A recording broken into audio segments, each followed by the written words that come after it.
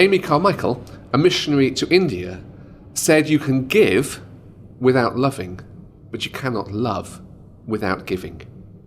In some way, whether it's of our money, of our time, of our talents, of hospitality, of compassion, of prayer, we need to give as we learn to love. I've got to be generous to God first.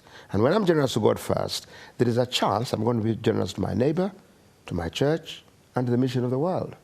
When our son Jeffrey was 3, I think he was 3, we took him to a beach in Cornwall. And he was fascinated by sand he'd never seen. So he was picking up this sand and wanting to hold it. And the tighter actually he held this sand, the more it was coming out. And I said to Jeffrey, don't squeeze it too hard. You're more likely to keep some of it. Tight-fisted people actually tend to lose more than they think they're gaining. I think we do need, obviously, to give money, because that's what keeps the foundations of the church going. But I think we also need to look at what we give of ourselves, because that can be as valuable as money in many ways. And I think sometimes you give your time, you give your attention. So I think it's more than just the money. Jesus told a parable, a famous parable of the Good Samaritan. The Samaritan gave in all sorts of ways. He gave of his time in stopping. He gave of his comfort in walking alongside the injured man who was on his donkey. He put himself at risk. And eventually, yes, he gave of his money too, when he reached the pub and said, I'll pay for whatever it costs.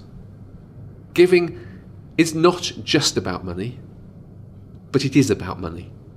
And sometimes it is the giving of money that is one of the hardest challenges. It's about investing in others, your time, your energy, your resources.